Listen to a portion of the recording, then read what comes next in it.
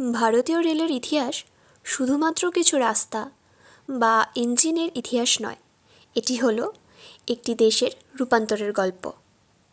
বাষ্পচালিত ইঞ্জিনের সেই বাঁশি যা একদিন ভারতের ভূখণ্ডকে একসাথে বেঁধেছিল। 19 শতকের মধ্যভাগে ব্রিটিশ শাসনকালে ভারতের রেলের প্রয়োজনীয়তা অনুভূত হয়।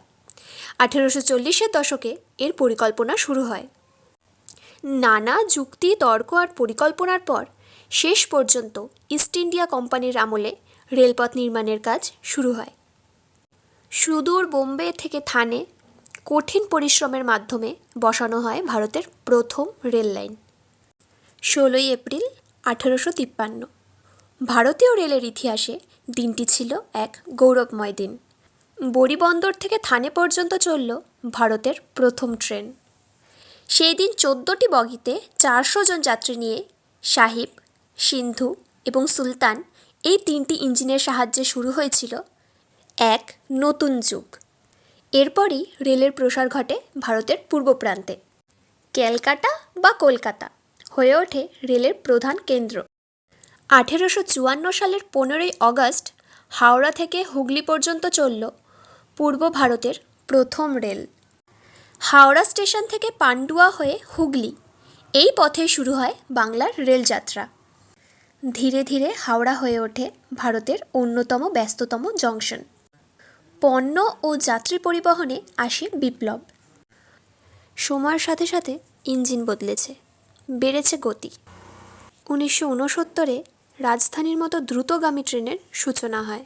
সেই সময় হাওড়া স্টেশন ও কলকাতাকে যানপথে যুক্ত করার জন্য 1943 সালে তৈরি হয় হাওড়া ব্রিজ, যা আজও সেই পুরনো ইতিহাসকে বুকে নিয়ে ধরে রেখেছে তার ধারাবাহিকতা।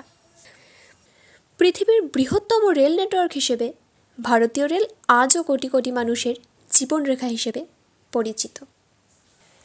ভারতের পূর্বাঞ্চলের অন্যতম গুরুত্বপূর্ণ শহর হল হাওড়া। এই ব্যস্ততার মাঝে লুকিয়ে আছে একটি বিশেষ জায়গা, যেখানে সংরক্ষিত রয়েছে ভারতীয় রেলের বহু পুরনো স্মৃতি। সেই জায়গাটি হল হাওড়া রেল মিউজিয়াম। এই মিউজিয়ামটি মূলত তৈরি করা হয়েছে ভারতীয় রেলের ইতিহাস, প্রযুক্তি এবং ঐতিহ্যকে সংরক্ষণ করার জন্য। এখানে এসে আমরা জানতে পারি কীভাবে রেলপথ ধীরে ধীরে ভারতীয় যোগাযোগ ব্যবস্থাকে বদলে দিয়েছে। মিউজিয়ামের ভেতরে প্রবেশ করলে প্রথমেই চোখে পড়ে শান্ত ও সুন্দর পরিবেশ। চারপাশে সবুজ গাছপালা, খোলা জায়গা এবং যত্ন করে সাজানো প্রদর্শনী দর্শনার্থীদের এক অন্যরকম অনুভূতি দেয়। শহরের কোলাহল থেকে দূরে এই জায়গাটি যেন ইতিহাসের এক ছোট্ট ভাণ্ডার। ভারতীয় রেলপথের ইতিহাস খুবই সমৃদ্ধ এবং দীর্ঘ। 1853 সালে ভারতের প্রথম যাত্রীবাহী ট্রেন চালু হয় এবং তারপর থেকে রেল ধীরে ধীরে দেশের সবচেয়ে গুরুত্বপূর্ণ পরিবহন ব্যবস্থায় পরিণত হয়। সময়ের সাথে সাথে রেল শুধু যাতায়াত মাধ্যমেই নয়, বরং দেশের অর্থনীতি, শিল্প এবং মানুষের দৈনন্দিন জীবনের গুরুত্বপূর্ণ অংশ হয়ে ওঠে। এই মিউজিয়ামে রাখা হয়েছে সেই ইতিহাসের অনেক গুরুত্বপূর্ণ নিদর্শন।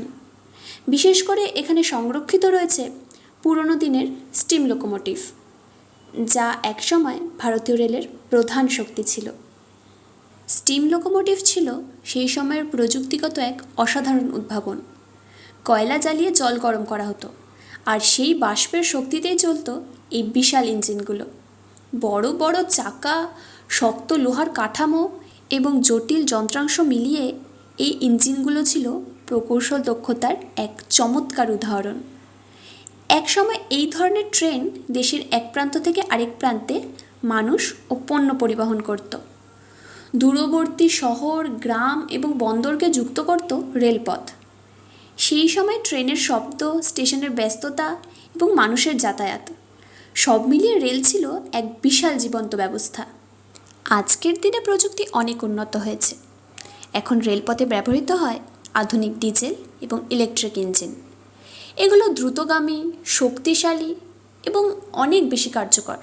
কিন্তু এই আধুনিক প্রযুক্তির পেছনে রয়েছে দীর্ঘ ইতিহাস ও বহু বছরের উন্নয়ন। মিউজিয়ামের প্রতিটি পুরনো ইঞ্জিন, প্রতিটি যন্ত্রাংশ যেন এই ইতিহাসের গল্প বলে। এগুলো আমাদের মনে করিয়ে দেয় সেই সময়ের কথা, যখন রেলপথই ছিল দেশের উন্নয়নের প্রধান ভিত্তি। রেল শুধু পরিবহনের মাধ্যম নয়, এটি মানুষের জীবন, সংস্কৃতি এবং সমাজের সঙ্গেও গভীরভাবে জড়িয়ে আছে।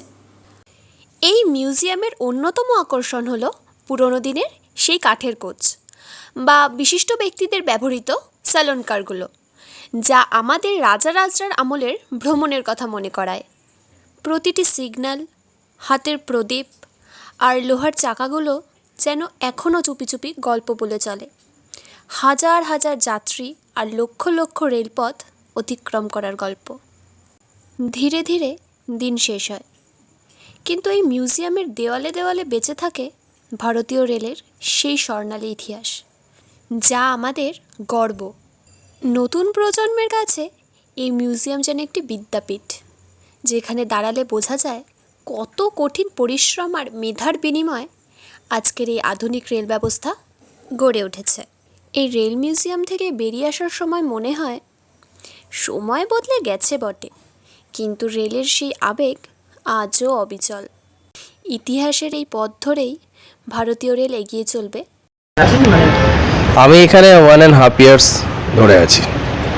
এটা গেস্টরা বলেন যে 2005 রিজন ছিল যে রেল মিউজিয়াম একটা দরকার, যে আমাদের সংগ্রহালয় পুরনো অনেক ট্রেন, সেগুলোকে আমরা এখানে সংগ্রহ করে রাখতাম, সেটা দেখার জন্য, যাতে অনেক লোকেরা এসে দেখতে পারে, মিউজিয়ামটাকে এনজয় করতে পারে, পুরনো স্মৃতিগুলো বজায় রাখতে পারে, সেই কারণে এটাকে তৈরি করা।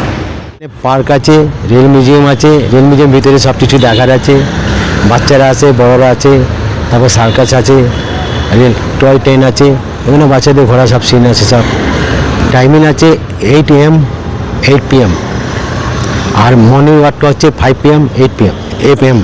মর্নিং ওয়াকটা হলো আপনার টিকিট 10 টাকা করে, 8টার মধ্যে বেরিয়ে যেতে হবে, আর 8টার থেকে 8টা অবধি 30 টাকা। এখানে এসে আমরা শুধু পুরনো ট্রেন দেখি না, বরং অনুভব করি এক দীর্ঘ ইতিহাসের উপস্থিতি। যারা রেল ভালোবাসেন, ইতিহাস জানতে চান কিংবা নতুন কিছু দেখতে চান, তাদের জন্য এই জায়গাটি সত্যিই একটি অসাধারণ অভিজ্ঞতা।